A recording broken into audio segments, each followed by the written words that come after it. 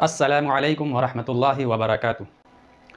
دوستو، آج ہم آپ کے سامنے کچھ آپ کے لیے تاریخی حقائق لے کر آئے ہیں۔ جی ہاں، دو سوالات ہیں جس کو ہم قرآن مجید سے حل کریں گے۔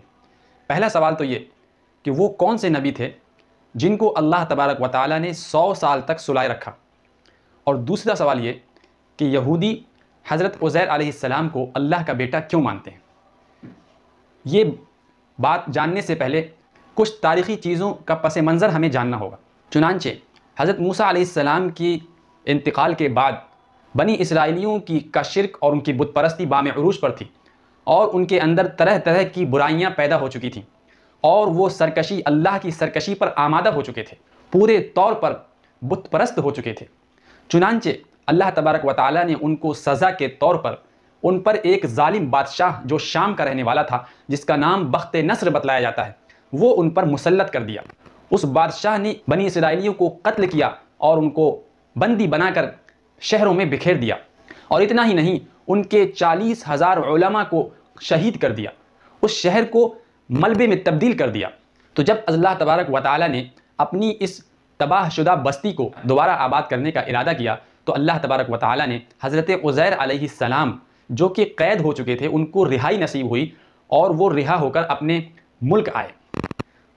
تو اللہ تبارک و تعالیٰ نے ان کو حکم دیا کہ اس بستی کو دوبارہ زندہ کرنا ہے، آپ جائیے اور مشاہدہ کریے، اور ہم اس بستی کو دوبارہ آباد کرنا چاہتے ہیں۔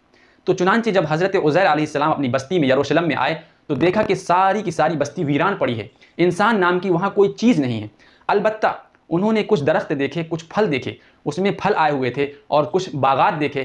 چنانچہ حضرت عزیر علیہ السلام نے افسوس بھی کیا، اور تعجب میں انہوں نے یہ الفاظ کہے، کیف انا یحیی ہذہ اللہ بعد موتہا، کہ اللہ تبارک و تعالیٰ اس بستی کو جو کہ ویران ہو چکی ہے کیسے دوبارہ زندہ کرے گا۔ یہ حسرت بھرے الفاظ کہہ کر وہ آگے چلے، اور انہوں نے کچھ پھل کھائے اور کچھ انگور کے رس کو نچوڑ کر اپنی بوتل میں بند کر لیا اور اپنے جھولے میں ڈال لیا، اور آگے کسی درخت کے نیچے آرام کرنے کے لیے سو گئے۔ چنانچہ اللہ تبارک و تعالیٰ نے ان کے اس آرام کو موت میں تبدیل کر دیا۔ زمانہ گزرتا گیا، حتیٰ کہ 70 سال گزر گئے۔ پھر اللہ تبارک و تعالیٰ نے ملک شام کے ایک بادشاہ کو، اللہ تبارک و تعالیٰ نے اس کو حکم دیا کہ تم دوبارہ فلسطین کو آباد کرو۔ چنانچہ اس بادشاہ نے بکھرے ہوئے بنی اسرائیلی تھے، ان کو دوبارہ بلا کر اس شہر میں آباد کرنا شروع کیا، اور دھیرے دھیرے دیکھتے ہی دیکھتے وہ شہر پھر سے آباد ہو گیا، بنی اسرائیل پھر سے وہاں تازہ دم ہو کر رہنے لگے۔ چنانچہ اللہ تبارک و تعالیٰ نے پھر حضرت عزیر علیہ السلام کو زندہ کیا، ان کو موت کی نیند سے اٹھا دیا۔ جب وہ اٹھے تو انہوں نے دیکھا ان کا گدھا جو کہ مر چکا ہے، جس کی ہڈیاں بوسیدہ ہو چکی ہیں، وہ سامنے پڑا ہوا ہے، اور انہوں نے اپنے جھولے میں دیکھا کہ ان کے پھل ہیں، ان کے پاس جو پھل ہیں وہ بالکل تر و تازہ ہیں، جو انگور کا رس ہے وہ بالکل ویسے ہی خوشبودار رس ہے۔ تو ان کو بڑا تعجب ہوا، تو اللہ تبارک و تعالیٰ کی جانب سے وحی آئی۔ سورہ بقرہ کی آیت نمبر 259 میں یہ بات پوری طرح سے، یہ واقعہ پوری طرح سے درج ہے۔ لیکن یہاں پر ایک سوال ہے، وہ سوال یہ ہے کہ کیا یہ اللہ کے نبی حضرت عزیر علیہ السلام ہی تھے؟ یہ بات قرآن میں درج نہیں ہے۔ چنانچہ تفسیر میں حضرت عبداللہ ابن عباس، حضرت علی اور اس کے علاوہ دیگر ائمہ مفسرین اس بات کو لکھتے ہیں کہ یہ نبی، اللہ کے نبی حضرت عزیر علیہ السلام تھے، اور دوسرے جو مفسرین ہیں کچھ، وہ یہ لکھتے ہیں کہ یہ اللہ کے نبی حضرت یرمیاہ تھے، جن کو ارمیہ بھی کہتے ہیں۔ چنانچہ ہمیں اس بات سے بالکل بھی یہ لینا دینا نہیں ہے کہ وہ نبی کون تھے۔ بات یہ ہے جو میں آپ کے سامنے پیش کرنا چاہتا ہوں، اس واقعے سے اللہ تبارک و تعالیٰ اپنے بندوں کو کیا بتانا چاہتا ہے۔ اللہ تبارک و تعالیٰ نے ان سے سوال کیا کہ کیا تم کو معلوم ہے کہ تم کتنی دیر سوئے؟ تو انہوں نے جواب دیا کہ شاید آدھا دن یا ایک دن۔ اللہ تبارک و تعالیٰ نے ارشاد فرمایا کہ ہم نے تم کو پورے 100 سال سلایا ہے، اور یہ ہماری قدرت کاملہ ہے کہ تمہارے پھل ویسے ہی کہ ویسے ہیں، اور تمہارے انگور کا رس ویسا ہی کہ ویسا ہے، تر و تازہ ہے، اور تمہارا گدھا تمہارے سامنے مر کر سڑ گل چکا ہے۔ چنانچہ اللہ تبارک و تعالیٰ کے حکم سے گدھے کی ہڈیاں سب ایک جگہ جمع ہو گئیں، اور گدھے کا گوشت اور اس کی کھال سب بالکل ایک جگہ جمع ہو کر تازہ دم ہو کر گدھے کو اللہ تبارک و تعالیٰ نے ان کے سامنے کھڑا کر دیا، اور اس کو دوسری زندگی دے دی۔ چنانچہ حضرت عزیر علیہ السلام سمجھ گئے کہ یہ اللہ کی طرف سے ہے۔ وہ اپنے گھر کی طرف چلے، دیکھا کہ سب کچھ آباد ہو چکا ہے، پہلے سے بھی زیادہ ہمارا شہر بارانق ہو چکا ہے۔ چنانچہ انہوں نے دیکھا کہ گھر کے باہر ایک 100 سال سے بھی زیادہ عمر کی بڑھیا بیٹھی ہوئی ہے۔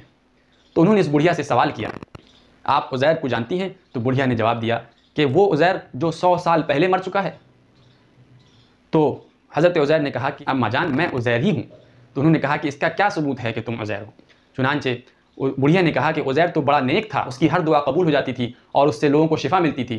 تو بڑھیا اپاہج تھی اور اس کی آنکھوں کی روشنی کم ہو چکی تھی۔ تو بڑھیا نے کہا کہ اگر تم واقعی عزیر ہو تو تم میرے لیے دعا کرو کہ میں ٹھیک ہو جاؤں۔ چنانچہ حضرت عزیر نے اللہ تبارک و تعالیٰ سے دعا کی اور وہ بڑھیا ٹھیک ہو گئی۔ پھر اس بڑھیا نے پہچان لیا کہ یہ تو عزیر ہی ہے۔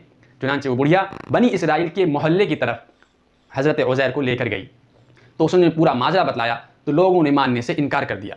چنانچہ حضرت عزیر علیہ السلام نے بتلایا، مجھے تورات پختہ یاد ہے، تورات جو کہ حضرت موسیٰ علیہ السلام پر نازل ہوئی تھی اور اسی کے مطابق بنی اسرائیل اپنی زندگی گزارا کرتے تھے، اللہ کی آسمانی کتاب تھی۔ تو حضرت عزیر علیہ السلام نے وہ تورات ازبر زبانی پوری کی پوری شروع سے آخر تک سنا ڈالی۔ تو لوگوں کو بڑا تعجب ہوا، لیکن کچھ لوگوں نے کہا کہ یہ کیا اس بات کا ثبوت ہے کہ یہ وہی تورات ہے جو تم نے سنائی ہے، یہ ہم کیسے مانیں؟ چنانچہ اس میں سے ایک شخص نے کہا، ہمارے دادا نے بتلایا تھا کہ تورات کا ایک نسخہ فلاں باغ میں فلاں پیڑ کے نیچے دفن کر دیا گیا ہے اور اس کو نکال لو۔ چنانچہ وہ تورات کا نسخہ نکالا گیا، حضرت علیہ السلام نے پھر سے پڑھ کر سنایا تو وہ ملایا گیا تو ہو بہو وہی نسخہ تھا۔ چنانچہ پھر سب نے یک زبان ہو کر کہا کہ یہ تو اللہ کے بیٹے ہیں۔ جی ہاں، بات یہیں سے شروع ہوتی ہے۔ وقالت الیہود عزیر ابن اللہ، کہ یہودی تو عزیر علیہ السلام کو اللہ کا بیٹا مانتے ہیں۔ تو بتلانا یہ ہے کہ جب کوئی قوم کے سامنے کوئی معجزہ آتا ہے، کوئی اللہ کا نیک بندہ کوئی ایسی خرق عادت چیز سامنے پیش کر دیتا ہے تو لوگ اس کو خدا کا درجہ دے دیتے ہیں۔ آج ہماری قوم میں یہی تو ہو رہا ہے۔ جب دیکھا کہ کسی سے کوئی ایسی چیز واقع ہو گئی تو اس کو اتنا اوپر تک پہنچا دیا کہ اس کو خدا کی ذات میں شریک کر دیا، جبکہ خدا کا ارشاد ہے صاف صاف، لم یلد ولم یولد، نہ میں نے کسی کو جنا ہے اور نہ میں کسی سے جنا گیا ہوں، نہ میرے کوئی بیٹا ہے اور نہ میں کسی کا بیٹا ہوں۔ آج ہم اگر ماحول کو دیکھیں، کتنے ایسے لوگ ہیں جو نبی کو اتنے درجے تک پہنچا دیا کہ وہ گویا کہ اللہ کی صفات میں ان کو شریک کر دیا، اور کتنے ایسے لوگ ہیں جو اللہ کے نیک ولیوں کو اس درجے تک پہنچا دیا جنہوں نے کہ اس میں اللہ کی صفات کو شریک کر دیا۔ کوئی غوث اعظم کہہ کر پکارتا ہے، کوئی کسی کو دستگیر کہتا ہے، چنانچہ کوئی اللہ کے نبی کو عالم الغیب کہتا ہے، اور کوئی اللہ کے نبی کو مختار کل کہتا ہے۔ یہ ساری کی ساری چیزیں یہیں سے پیدا ہوتی ہیں۔ اللہ تبارک و تعالیٰ نے جو خرق عادت چیزیں اپنے نیک بندوں سے کروائی ہیں، ان کا یہ مقصد بالکل نہیں ہے کہ لوگ اسی کو پکڑ کر بیٹھ جائیں۔ وہ صرف علم کو یقین کے درجے میں پہنچانے کے لیے کروائی جاتی ہیں، کہ انسان بالکل حق الیقین کے درجے تک پہنچ جائے کہ نہیں، یہ بندہ اللہ کی طرف سے معمور ہے، نہ کہ اس لیے کہ صرف اسی بندے کی اتباع کی جانے لگے اللہ کی اتباع کو چھوڑ کر، صرف اسی بندے سے مدد مانگی جانے لگے اللہ کی مدد کو چھوڑ کر۔ میرے دوستو، یہ ہے ہماری آج کی ویڈیو کا مقصد۔ چنانچہ آج بھی یہودیوں میں ایک ایسا فرقہ موجود ہے جو حضرت عزیر علیہ السلام کو اللہ کا بیٹا مانتا ہے، اور اس کی وجہ یہی ہے جو میں نے آپ سے بتائی۔